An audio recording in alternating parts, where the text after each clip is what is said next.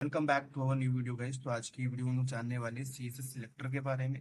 कितने टाइप के सिलेक्टर होते हैं, सिलेक्टर कैसे वर्क करता है। हमने लास्ट वीडियो में जाना था कि सीएसएस क्या होता है और सीएसएस को ऐड करने का मतलब लिखने का कितने तरीके होते हैं। वो सारी चीजें वीडियो में ऑलरेडी आपको मेंशन की गई है। तो आज हम जानते हैं सीएसएस सिलेक्टर के बारे में। A CSS selector tell the browser which element like HTML element you want to style. मतलब सीएसएस सिलेक्टर जो है वो ब्राउजर को बोलता है कि आप पर्टिकुलर कौन सा एलिमेंट पे काम कर रहे हैं, कौन सा एलिमेंट पे स्टाइल कर रहे हैं, डिजाइन कर रहे हैं। तो इसको थोड़ा डिटेल में समझते हैं। सबसे पहले जानते हैं कि एलिमेंट, टैग और सिलेक्टर होता क्या है। देखो, जब भी आप HTML के अंदर, जैसे यहाँ पे लिखा हुआ है ना पैराग्राफ टैग, तो HTML के अंदर ये आपका हो गया पैराग्राफ टैग, इसको बोलते हैं। और ये पूरा आपका पैराग्राफ एलिमेंट हो गया। तो पी एलिमेंट और पी टैग इसको बोलते हैं HTML के अंदर। बट जैसे आप इसको लिखते हो CSS के अंदर, तो ये पैराग्राफ टैग नहीं होता, ये बेसिकली सेलेक्टर हो जाता है। उसका काम क्या है? An element selector target HTML element by their tag name.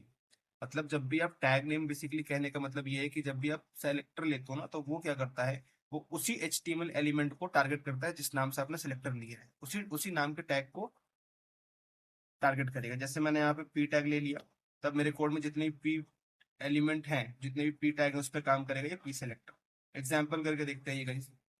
मैंने यहाँ पे एक पी टैग लिया, इसके अंदर मैंने लिख दिया लाइक ऑटो करियर। अब यहाँ पे देखो, रिफ्रेश करते ही क्या आ रहा है, ऑटो करियर एक सिंपल सा वर्ड आ गया, राइट।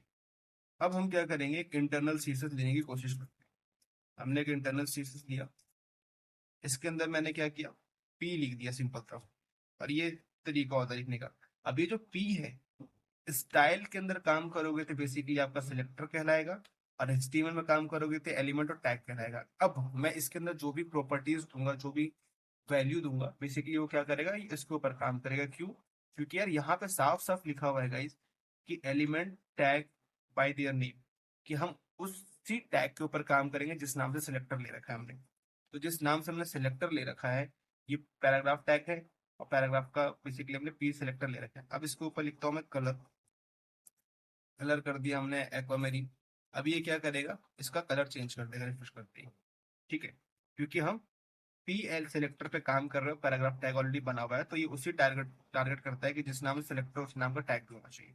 मैं यहाँ पे लेता हूँ, फॉन्ट साइज बढ़ाने की कोशिश करता हूँ। फॉन्ट साइज मैंने यहाँ पे कर दिया 18 px। जैसे मैंने यहाँ पे 18 px लिखा है guys, ये देखना, इसका साइज अपने आप इंक्रीज हो गया।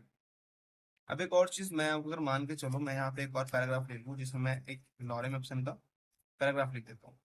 अब देखो यहाँ पे ना दो पैराग्राफ हो गए, और यहाँ पे एक पी